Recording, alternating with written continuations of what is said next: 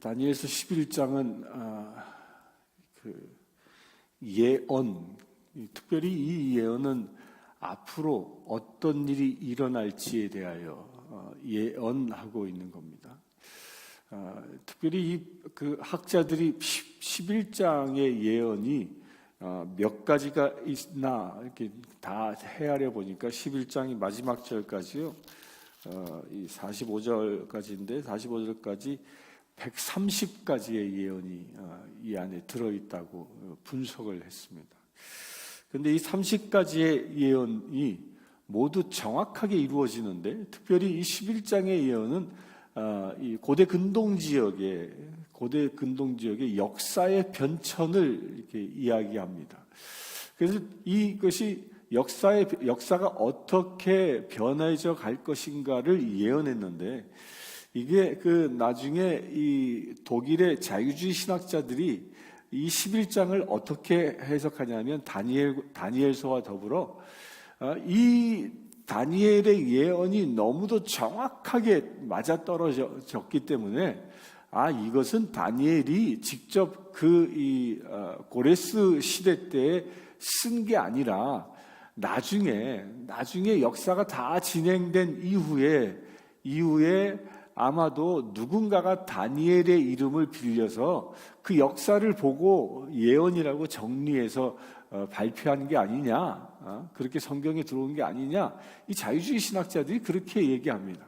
그런데 이 독일의 그 자유주의 신학자들의 주장은 나중에 다 폐기가 됩니다. 폐기되는 중요한 이유가 사해 쿰란 공동체에서 그 사해 사본이 발견되어집니다. 그 사해 사본은 이스라엘의 이 히브리어로 써져 있는 최고의 가장 오래된 성경이죠. 거기에서 다니엘의 이름이 거론되고 있고 다니엘서의 일부분들이 거기에서 발견되어집니다. 따라서 이것이 역사가 진행된 이후에 누군가가 역사를 보고 쓴 것이 아니라 다니엘이 역사가 시작되기 이전에 이미 하나님께서 계시하여 쓴 것임이 고고학적으로 증명되어졌습니다.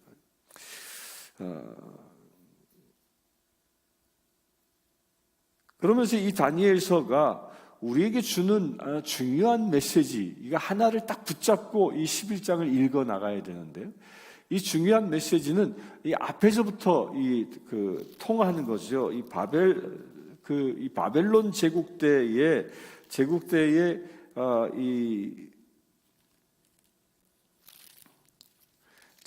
그 짐승과 환상을 벨사살 원년 때 보지 않습니까?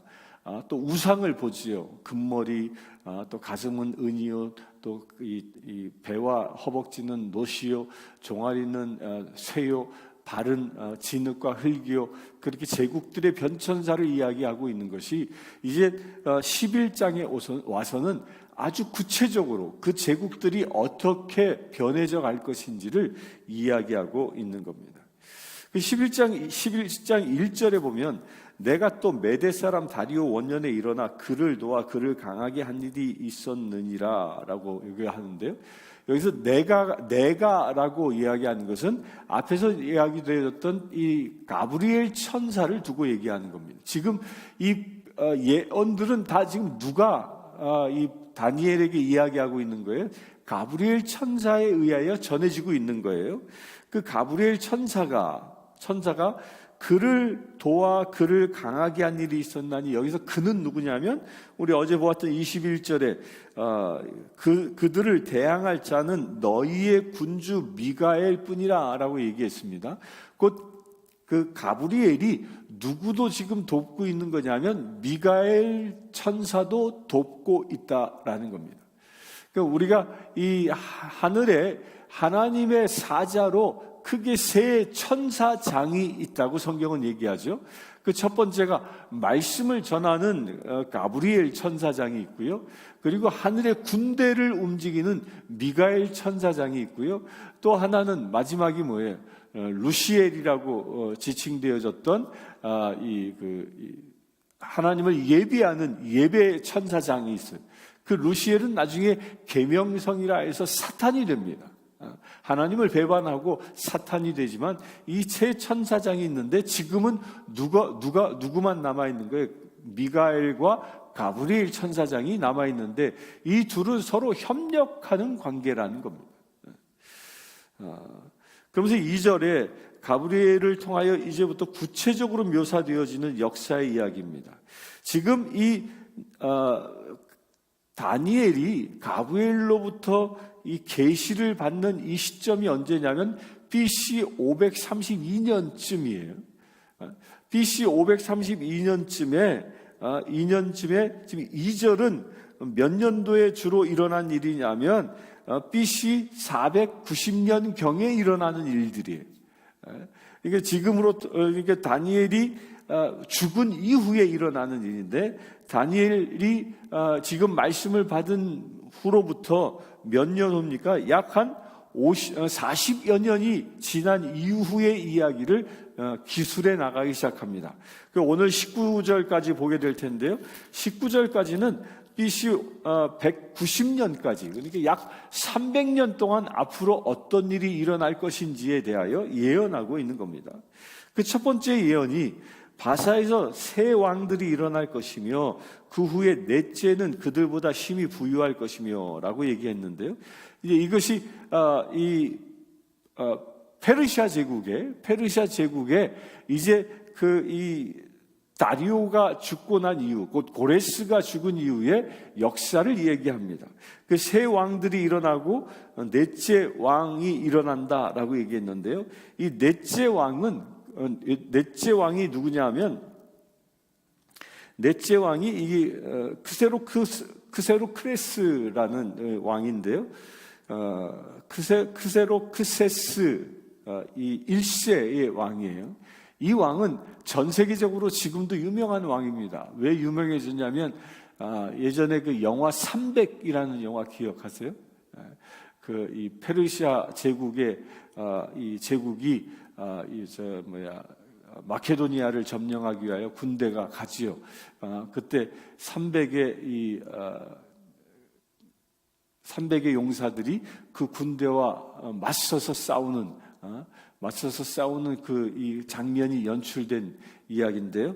그때 나오는 그 왕이 바로 이 크세로크세스 1세 왕입니다. 그때 당시 기록에 의하면 약 130만 명이나 되는 대군을 이끌고 마케도니아를 점령하기 위해서 갔다고 얘기합니다. 또 그 이전에는 그 바로 직전엔 어떤 전쟁이 일어나냐면 1차 원정을 하죠. 1차 원정을 하는데 아테네를 치기 위하여 원정을 하죠. 원정을 하러 그 군대가 이 마라톤이라는 곳에 도달합니다. 마라톤이라는 곳에 도달해서 마라톤 전쟁을 하죠. 그때 생긴 이 경기가 뭐예요? 마라톤 경기입니다. 그 마라톤에서 한 병사가 승리의 소식을 전하기 위하여 이 아테네까지 쉬지 않고 뛰어왔다. 그 거리가 42.195km라고 그러죠. 그 전쟁 이야기가 여기서 이야기돼요. 그 전쟁의 주인공이었던 사람이 바로 이 크세로크세스 1세라는 왕입니다. 특히 이 왕은요, 누구의 남편이냐면, 에스더, 이제 앞에 보면 에스더서가 있죠. 그 에스더 왕비의 남편이기도 합니다. 이 사람이 어떤 일을 할 것인지에 대하여 기록하고 있는 겁니다. 그런데 그가 이 마케도니아 원정에서 패한 이후에, 그 해전에서 패하게 되죠. 패한 이후에 국력이 쇠해지기 시작합니다. 국력이 쇠해지고 있었던 때에 헬라로부터 한 왕이 일어나는 이야기가 이제 그 2절 후반에 헬라의 3절에 장차 한 능력 있는 왕이 일어나서 헬라를 쳤으나 실패했죠. 그러고 나서 헬라에서 큰 왕이 일어나서 큰 권세로, 이건 누굴 얘기합니까? 알렉산더 대왕을 얘기합니다. 그 알렉산더 대왕을 얘기하면서 4절에 보면 그 나라가 갈라져서 천하 사방이 나누어질 것이요. 여기서 천하 사방이 나누어진다라는 그 말의 원어는요, 하나님께서 바람으로 사방에서 하나님의 바람이 불어와서 그 사방으로 나누신다라는 그런 뜻이에요. 이 헬라 제국이 알렉산더에 의하여 세워졌지만, 그래 그 나라가 마케도니아로부터 시작해서 애굽, 그리고 이 페르시아, 또 페르시아를 넘어서 지금의 인도 지역까지, 인도의 서부 지역까지 점령을 합니다. 그 서부 지역까지 점령한 엄청난 대제국을 이루었지만, 이 알렉산더는 어떻게 됩니까? 알렉산더는 그가 이 말라리아라고 현대의학자는 얘기하는데, 그 열병에 걸려서 33세의 요절하고 말죠. 그 열병에 걸려서 죽을 때에 이 왕은 그 부하들이 이제 임종을 지키고 있을 때, 다음 왕은 누구로 임명하시겠습니까? 라고 부하들이 묻자 알렉산더 대왕이 이렇게 얘기합니다. 가장 강력한 자에게 준다, 나라를. 그리고 죽습니다. 그러니까 누구라고 지명하지 않아요. 내 후계자는 가장 강한 사람이 될 것이다.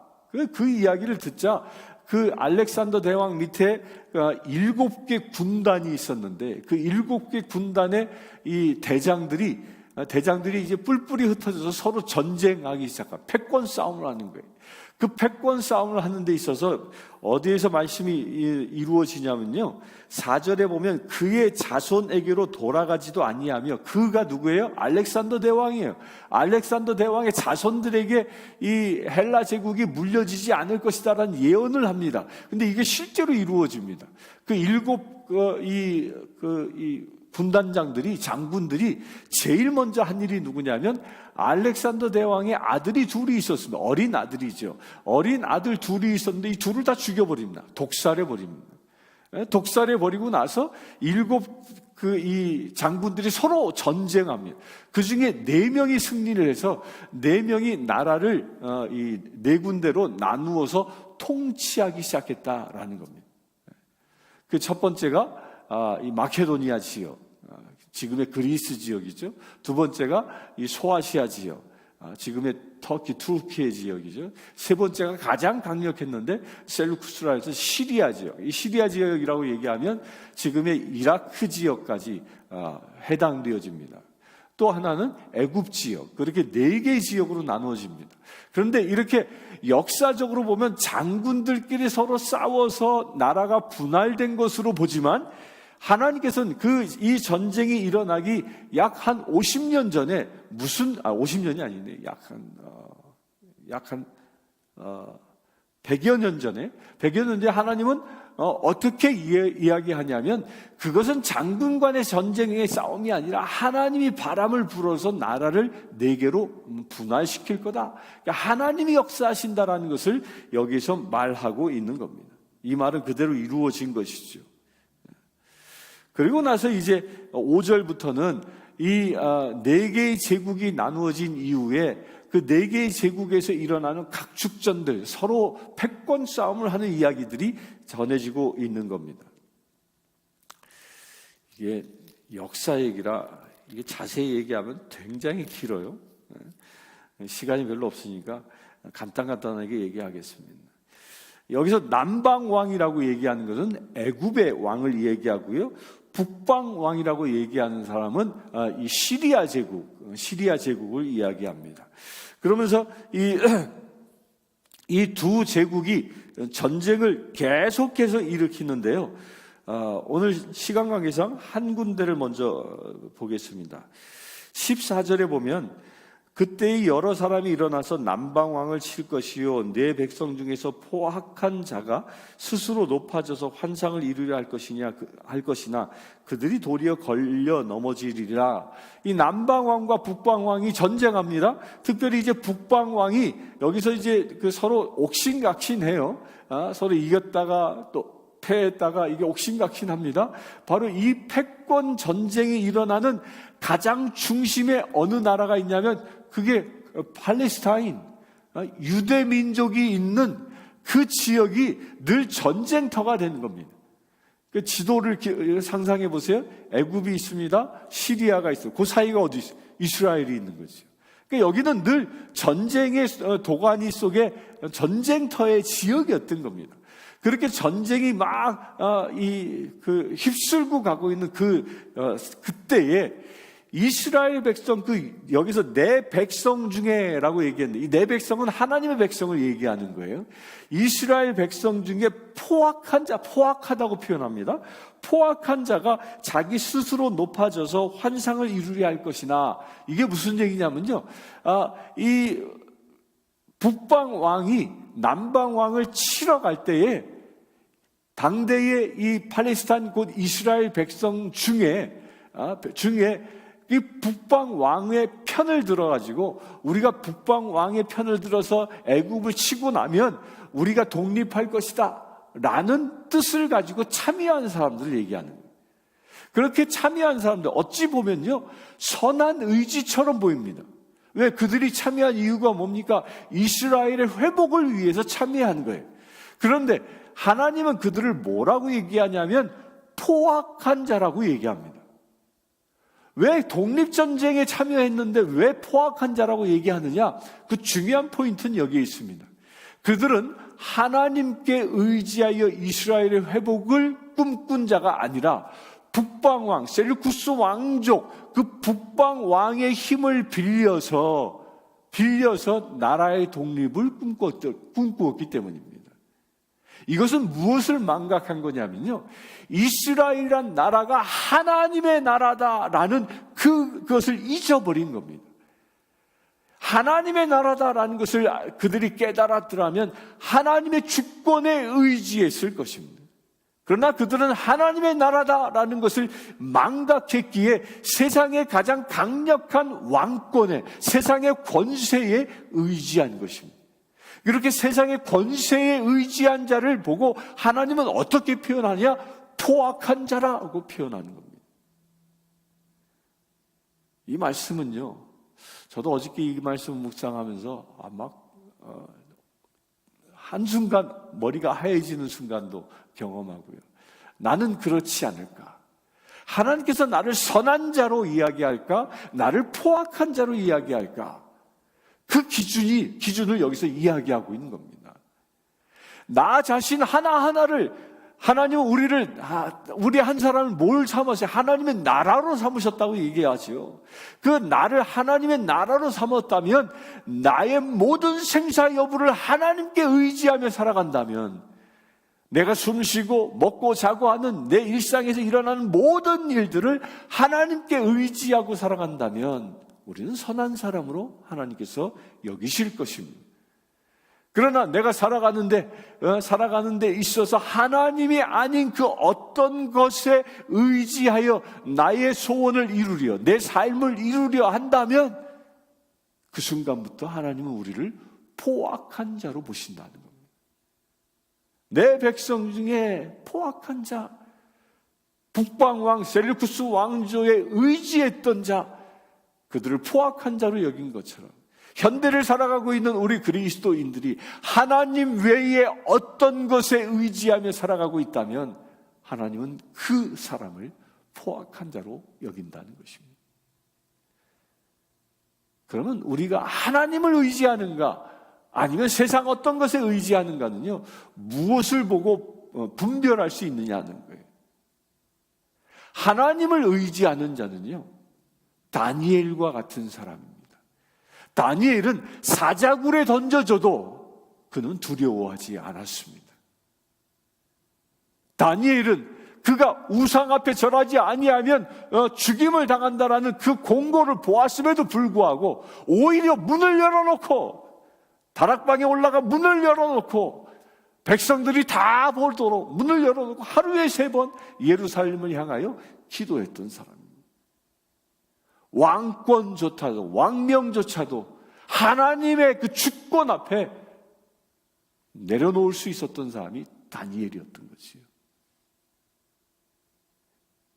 그러나 포악한 자로 여김을 받는 사람들은 무엇입니까?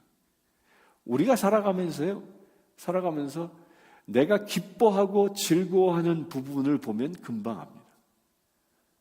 우리는 무엇 때문에 기뻐합니까?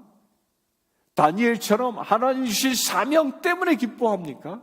그 사명 때문에 내 목숨을 내려놓습니까? 아니면 세상의 어떤 것들, 세상이 주는 부귀와 영화들, 남녀 간의 사랑의 관계들, 이웃 간의 관계들, 그런 어떤 하나님이 아닌 다른 조건 때문에 내가 기뻐하고 슬퍼한다면 그것은 바로 세상을 의지하며 사는 사람의 모습인 겁니다.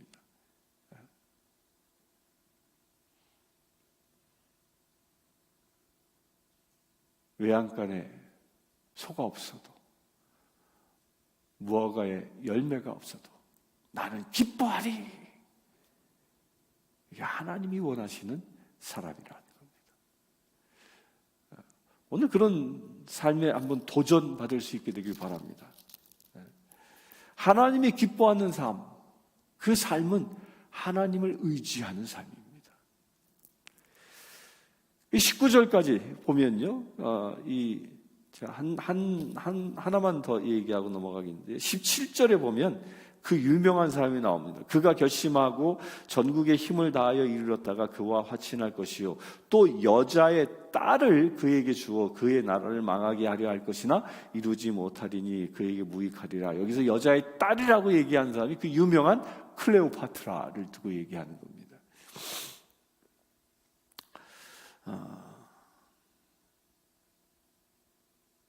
그리고 18절에는 바닷가에 돌려 점령할 것이었죠. 바닷가에서 이 전쟁이 일어난다는 이야기인데요. 이 이야기도 실제로 이 BC 197년에 일어나는 이 사건입니다. 그러니까 19절까지가 몇 년간의 역사는 약 300년간의 역사가 이 2절부터 19절까지 기록되고 있는 것입니다. 그래서 중요한 메시지가 무엇이라고요? 역사의 주관자는 하나님이시다. 따라서 역사의 주관자가 하나님이신 것처럼 저와 여러분들의 그 인생의 주관자도 하나님이시다. 이 이야기하는 겁니다. 인생의 주관자도 하나님이시기에 우리가 진정 행복해질 수 있는 비밀은 그 하나님께 의지하며 살아갈 때 복을 누릴 수 있는 것입니다. 하나님의 것이 아닌 다른 것에 의지하며 기뻐하고 즐거워한다면 그것은 복이 아니고 저주일 수 있다는 겁니다. 오늘 하루 여기에 도전될 수 있게 되길 바랍니다. 세상 것에 의지하며 살아가는, 세상 것 때문에 기뻐하고 세상 사람들 때문에 기뻐하고 슬퍼하며 살아가는 사람이 아니라 하나님이 나를 당신의 자녀로 삼으셨다는 이 사실 하나에 기뻐하며 그 하나님의 나의 아버지 되어주셔서 나에게 말씀하신다라는 그 믿음 하나로 살아갈 수 있는 저와 여러분들 되길 축원합니다. 그래야 하나님께 기쁨 되어지고 여러분들의 삶이 하나님이 통치하시는 거룩한 열매를 맺는 귀한 삶 되기를 주의 이름으로 축원합니다. 함께 기도하겠습니다. 주 아버지 하나님,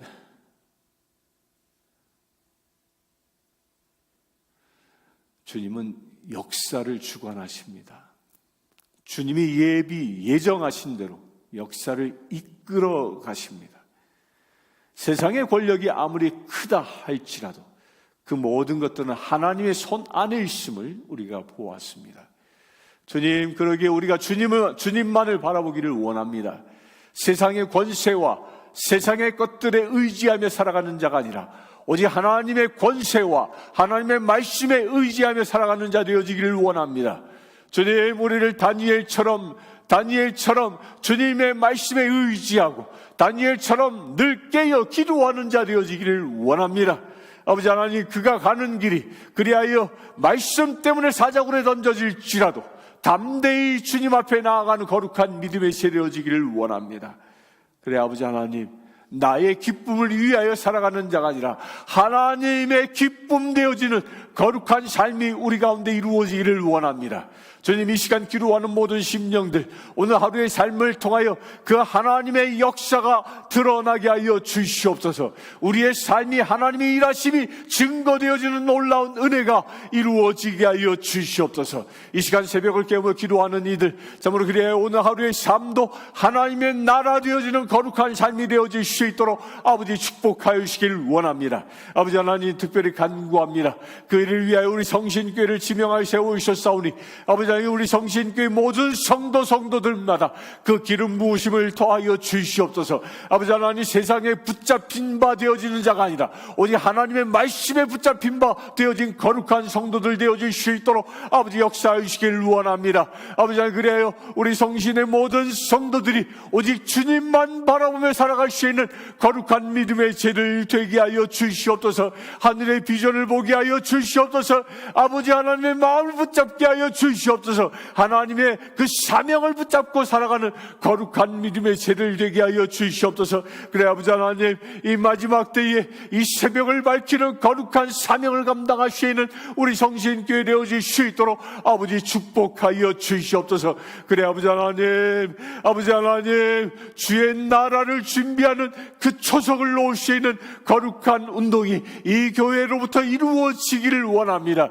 그 새벽 기도의 열풍이 그 새벽 기도의 그 물결이 온 세계에 전해지기를 원합니다. 주님 역사하여 주시옵소서. 그 역사하여 주시옵소서. 그 일을 위하여 우리 교회 모든 성도들이 깨어 일어나는 놀라운 은혜가 이루어지게 하여 주시옵소서. 주님 지금은 정말 기도할 때라 말씀하셨습니다. 주님 오직 주님만 의지할 때라 말씀하셨습니다. 그래 아버지 하나님 주님으로부터 늘 마음에 합한 자로 주님으로부터 칭찬받는 자 되어지는 우리 성도들 되게 하여 주시옵소서.